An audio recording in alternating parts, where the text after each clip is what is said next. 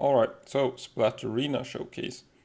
Now it's another one of these pals that suffers a little bit from being a dark pal. So you're competing with stuff like Shadowbeak, which is always gonna be a bit of an issue, but that's the issue for most of these Feybreak pals. Just being dark and not really scaling the same way that something like Shadowbeak or Libero or some of those other dark pals do. So for the partner skill, I'd tried it out a little bit. It doesn't really seem to be useful at all. It seems pretty useless. You get like a 15, at max rank, you get a 15% chance for double loot for one of the items when butchering. So if it drops like Frostallion Noctir, you might get 2 souls, you might get 20 of the pure quartz, but it does stack. But it's a chance for double drops. It doesn't increase the drop rate. It's not like you will butcher a Jet Dragon and get a 15% chance for the rocket launcher schematic. It's just a chance for double loot. And it doesn't have a very high rate either. So I don't think it's worth making like 4 max rank Splatterinas and manually butchering for the chance of double loot. I'm not sure like when you would actually want to do this. And it doesn't work with the conveyor belt, which just feels like a much faster way of doing it, even if you're not getting the double drops. So yeah, it stacks with 4 of them in the party for 60% chance for double drops individually for each item. You can get double drops on one or the other. And then a DPS test on the exclusive skill, the Grudge Barrage. It didn't do that well. It is a teleport skill, so it can be used to set up for the shotgun skills. So I just compared it a little bit with some other dark skills. There's not a whole lot of dark skills to compare it with. I did it with Dark Wisp, which it learns naturally. You don't need to breed for Dark Wisp. You got Grudge, Barrage, Airblade, and then Apocalypse. So this is the exclusive skill. It teleports away, sends an attack, and then teleports forward and does a second attack. So it's like potentially could be used for shotgun build with Airblade and Rock Burst or something like that. It might dodge as well, but that didn't seem to happen so often that it was like useful. I didn't really notice it taking less damage when using Grudge Barrage over using something else. So overall, another one of these like new exclusive skills that just seem worse than normal skill fruits.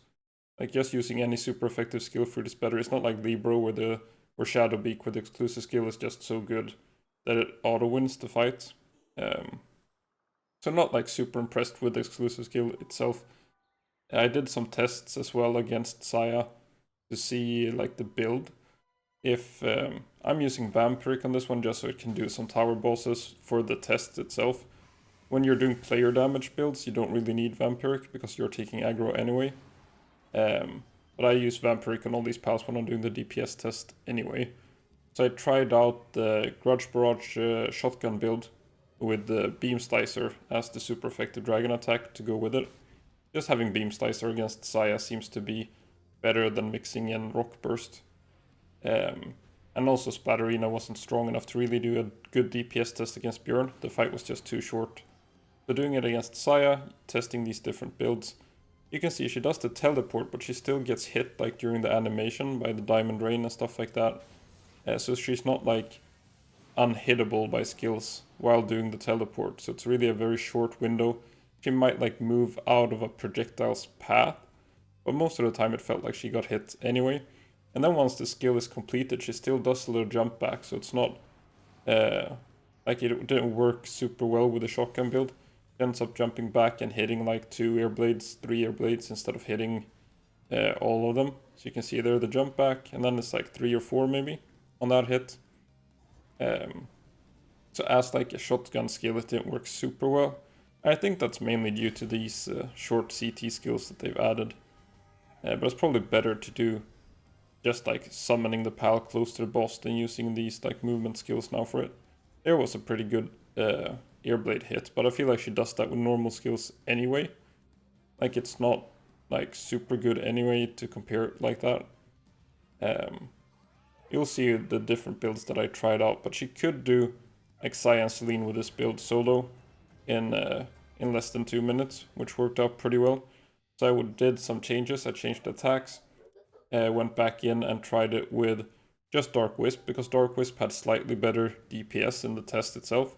using Dark Wisp, you lose out on the air blade shotgun thing, which didn't seem to matter a whole lot because it's ended up killing Saya a little bit faster. So that shotgun potential didn't seem like, you'll see there, that's about the same distance she does after using Grudge Barrage and teleporting or jumping backwards, I mean. So overall, like using this exclusive skill didn't seem like, you can see she walks up closer there than she would have done using the teleport skill and jumping backwards anyway. So the partner skill was a bit of a disappointment and the exclusive skill is a bit of a disappointment. It didn't do a whole lot. Like if you're comparing it to what was the name, Oma School, which is like a comparable damage pal. Like stat wise it was pretty similar. It's another dark pal added in Feybreak. The heal effect from that one seemed to be a little bit better.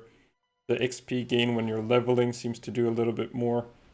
So I guess if you're like comparing this pal to something like Oma School feels better both with the exclusive skill and with the partner skill, even if it had slightly lower attack, just because it could self-heal. I guess if you're using something like Soul Drain, if you're basing these pals on like using their exclusive skills, adding Soul Drain means you can skip Vampiric and just do Muscle Head instead. So the stat loss from using Oma School is like negated by having the Soul Drain instead and being able to use Muscle Head over Vampiric. So Splatterina did need to use Vampiric to solo these bosses, but at the same time that doesn't really matter if you're withdraw dodging and stuff like that. So this is with the pure dragon skills. Essentially you did get Dark Wisp from just naturally leveling the pal. You don't need to breed for Dark Wisp. I decided to breed for Meteor Rain just for fun. Like there's no reason not to breed for an like breeding exclusive skill.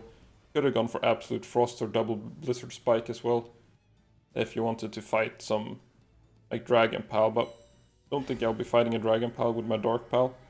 Probably better to fight stuff like Victor, Saya, just other Dark Pals. So you can see that the Grudge Barrage skill was the slowest kill, Dark Wisp was a little faster, and then just doing Dragon attacks was the fastest still.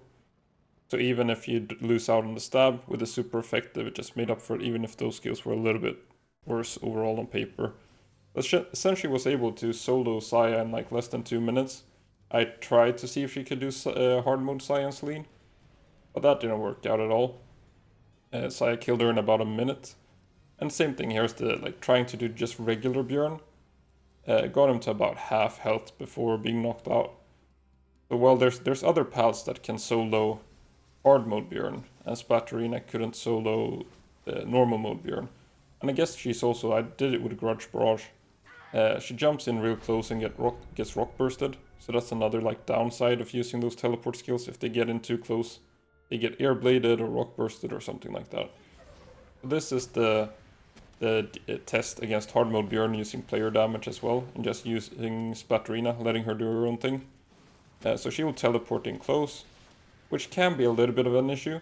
Like against hard mode Bjorn, I've noticed that these pals that teleport in close, well, it's nice for the like if you're using rock burst, air blade, or those kind of combos, it can be nice. I find that most of the time they're like, I'm trying to position myself so I'm not like between my pal and Bjorn. So like random hydro lasers and dark wisps and stuff like that shouldn't hit my pal. And that becomes really difficult when you're using stuff like Phalaris, Germantide Ignis with their new exclusive skill, Splatterina, all these pals that are like teleporting around. It becomes really hard to position so that they don't get hit by random skills. So that's like the downside as well of these type of skills. And I feel like most of the past exclusive skills that were added are these sort of teleport in close skills. And they're just not very, very nice to use in this kind of fight. Like you can't withdraw dodge when you get like a timing where the pal just teleports into an aqua burst or a stone beat or something like that.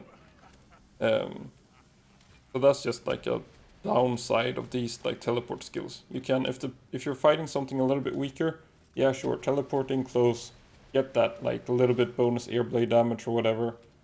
But the downside is when they teleport into random attacks.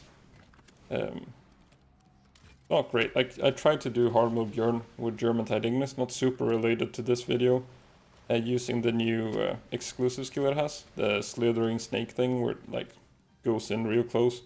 and it just ended up walking into every single like Aqua Burst, Wall Splash, Hydro Laser possible. So it was very difficult to do the boss with the exclusive skill. I just had to remove this exclusive skill to get a like viable fight in without German Tide Ignis just killing itself. Like just slithering into Glacial Impact like that. That's another one, like Bjorn's Glacial Impact. You think you've positioned yourself really far away from your pal, so it's not going to be an issue, and then the pal just teleports into the explosion. Not great. And that teleport, like if she had teleported 2 seconds earlier there, she would have eaten the Aqua Burst. But not super viable as well.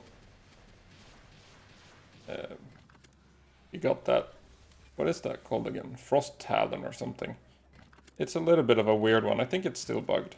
Each time you hit him, he just stops using it, so just keeping like a secondary weapon to shoot him when he walks in close is viable to just stop that attack in his tracks, but it's also very easy to dodge. He does a big wind up with the stomp. It usually misses the first thing if you're just like strafing left or right. And since he just used it, you know that that little like sliding punch is coming. You can dodge that as well. I think in this build I'm also using the Ring of Dark Resistance just so I can tank like a couple of these dark skills if I need to. I can walk into like a Dark Ball or Nightmare Ball or whatever. You could also do a like Ring of Water Resistance if you have trouble with like the Hydro Laser or something. Maybe like a Ring of Ground Resistance to not get one shot by Stone Beat, but that one also has this big vibrating ground effect. So that one, that like triple Dark Arrow or whatever it's called, that's one that you can tank with the Dark Ring without an issue. And Hydro Laser, pretty big wind up. It can be a little bit tricky to get a good dodge if you're not like jumping and gliding around. That he tries to stomp, it gets interrupted by any sort of damage. And these are like the annoying ones, you just gotta keep on running. You could tank them with the Ring of Dark Resistance, but yeah. And Glacial Impact, if you hide behind a pillar, he gets stuck in the pillar, always nice. But really, there's not much that Splatterina is adding to this fight, except for like having to focus on keeping her alive. You don't want to walk into the cloud from the double Blizzard Spike either. But that's like why I have that Ring of Dark Resistance as well. If I got some orbs chasing me and he double Blizzard Spikes, I can tank a little bit of orbs rather than running into the ice wall. So the fight is a little bit slow. I am using like the Flame Funnel build, Airblade. Pretty much against Bjorn, it's Flame Funnel, Airblade, and then either Rock Burst or if a strong exclusive attack, which seems to be the go-to build for this fight. So I guess you could switch, like it depends really on how tanky the pal is to start the fight, since like if you need to withdraw dodge a Glacial Impact, the aggro will reset. That's why I use Vampiric. It's just to avoid like bad luck. You could use Musclehead instead, since the pal doesn't seem to be getting targeted that much, but it's just like a safety thing. In case the pal teleports into some random skills, it might die. So back to the DPS comparison chart that I've been adding pals to slowly but surely. I might just remove some of them that are using the boosters, so I don't have double pals. It's pretty obvious that Gobfin is better than boosters for any pal. Like if you're using at least like the good endgame weapons. That's kind of how it scales. Like if you have bad weapons and not a lot of player attack, the pal boosters will be better. Once you're fighting hard mode Bjorn, you probably have good weapons. You got the 3 attack pendants, you're using attack food, and you got max stats in attack. Then the Gobfin booster is always going to be better. So probably like just using the pal boosters until you get like into the end game with good weapons, and then you start using the Gobfins instead. So she did decently. Like she did have a little bit of a faster kill than Omaskull, but Omaskull was a little bit easier to use.